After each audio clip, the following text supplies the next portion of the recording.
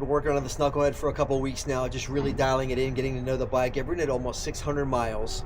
It belongs to Mike Wolfe from American Pickers. And I know he's going to come back in town one of these days and be greedy and say, hey, let me have my Knucklehead back. So before I do that, let me show you how you ride a Jockey Shift Harley-Davidson Knucklehead. Really beautiful original example of a 1937 Harley-Davidson Knucklehead. Very rare motorcycle. Most of these were turned into choppers. This one belonged to Ace. This one's got some really neat accessories on it, but let me show you the basics. So as with most motorcycles, your rear brake is actuated by the right foot pedal. And just depress the pedal and the mechanical drum brake actuates.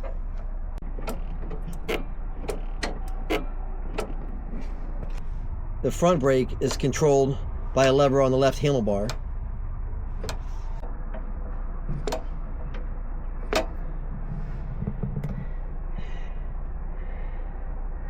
Now the front drum brake on a Harley-Davidson Springer vintage bike like this is really more of a novelty than anything else. It doesn't work that well. It's basically will stop you, hold you stopped on a hill. But if you have any kind of panic braking situation, this is not the thing you want to rely on. As usual, the throttle's on the right hand grip. And the Spark advanced timer is on the left hand grip. You roll forward to retard the timing and back to advance the timing. Modern motorcycle is done automatically for you, but on the vintage Harley-Davidson it's done mechanically by the rider.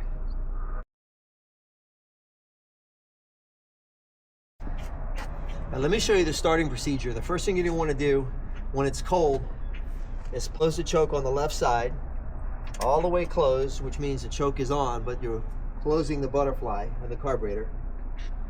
You're going to want to twist your right hand grip wide open and give it 2 kicks. And you want to give it 2 good full kicks through the compression stroke with the key switch off. So it has no ability to start, and you want to make sure that your rocker clutch is fully engaged, which means the rocker is rocked forward. Well, here's my 2 kicks. That's with the throttle open. Now I'm going to close the throttle. I'm going to open the choke back up all the way and then put it down 1 click. On a linker, there's 4 clicks, so I'm going to put it down 1 click. And then I'm going to twist my timing forward about halfway, turn my key switch on, leave my throttle closed. It should fire right to life.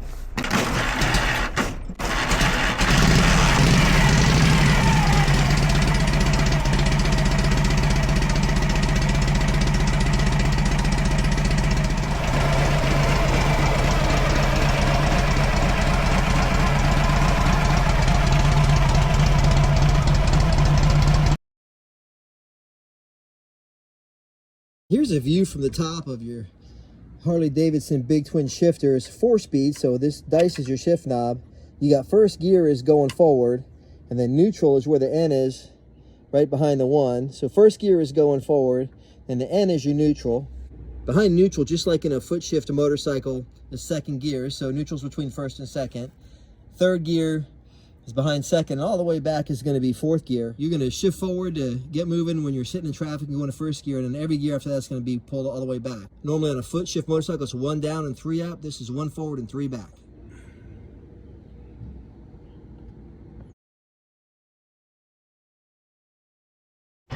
You're going to rock the rocker clutch back to disengage the clutch, and then as you rock forward onto your toe, it engages the clutch and the motorcycle is going to roll forward. Harley-Davidson riders call pushing the toe forward toe to go. The motorcycle is in neutral here, so I stomp on my heel to disengage the clutch, put it in gear, and then rock my toe forward to move the motorcycle forward.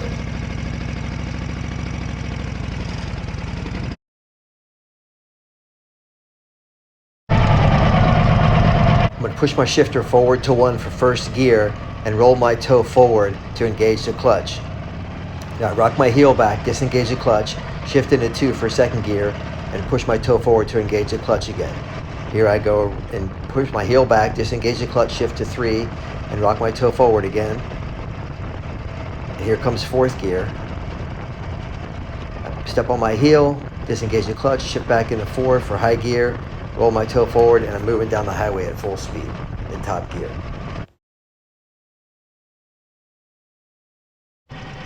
Here's my heel rock, shift into first gear, and toe to go, toe forward. I take off in first gear.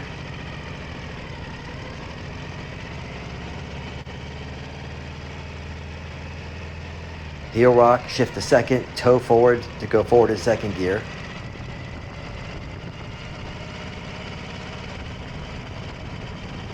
Heel rock, shift into third, toe forward to go.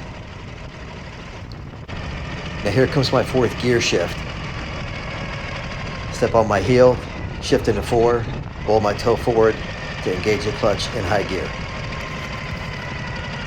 Here's the hand and foot combined. I rock my heel, shift into first gear, roll my toe forward, feather the throttle, and roll out into motion. Rock my heel, shift into second, roll my toe forward, and I move it into second gear.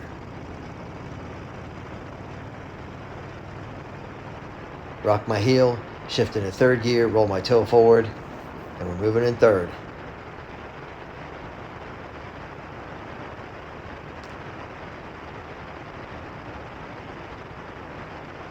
Here goes fourth gear on my heel, shift all the way back, roll my toe forward, and I'm moving in high gear. Here's my downshift sequence, heel to disengage, shift into third, roll forward, heel again, shift into second, roll forward. And as I slow down, I'm going to moderate my clutch with my heel and my toe.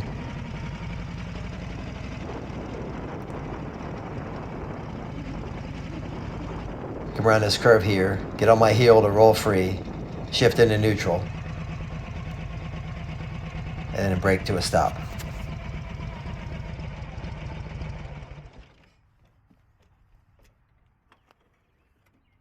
Here's my downshift sequence into neutral from above.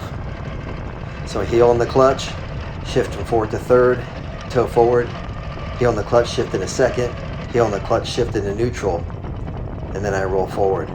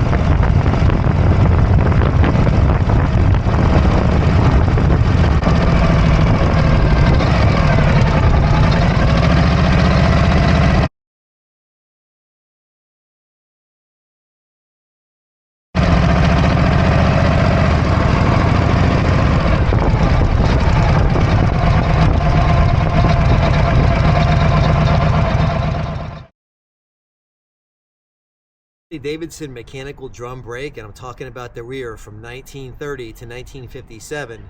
There's a funny thing. It works, it's effective, definitely obsolete, but it'll do two things to you. It will fade on you and it will lock up on you. And those things usually happen in succession. You'll hit the brake, you'll be in a hard braking situation, and the brake will slow you down. All of a sudden it'll start to fade out on you, and panic sets in, and you push harder and it locks up. And when it locks up, there's nothing you can do. The bike's gonna skid and go sideways. You need to be ready for that. So what I suggest is, if you're gonna ride a Harley-Davidson big twin with a mechanical drum brake like they put on from 1930 to 1957, practice your lockup somewhere safe so you know what to expect when it happens. Now, the juice drum or the hydraulic drum came out in 1958. I do not like them at all. I actually prefer the Harley mechanical brake because you can Sorry, man. Hey, no worries, no worries, Sorry. no worries, no. Enjoy your kids. I got 4 of them, so I know how it is. They're all little.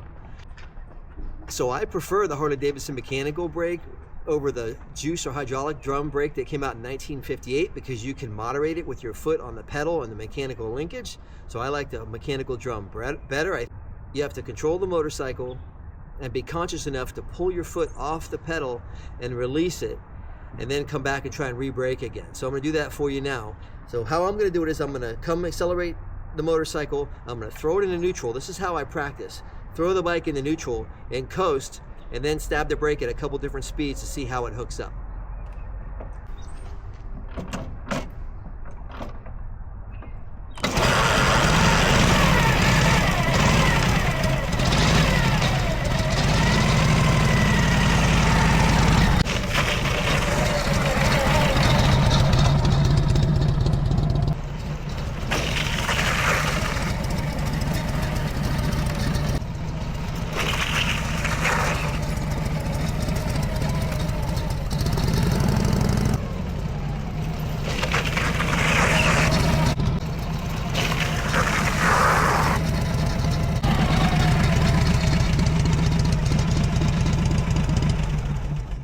I ran a couple passes through here, locking up that rear mechanical brake on Ace, Mike Wolfe's 1937 Harley-Davidson Knucklehead.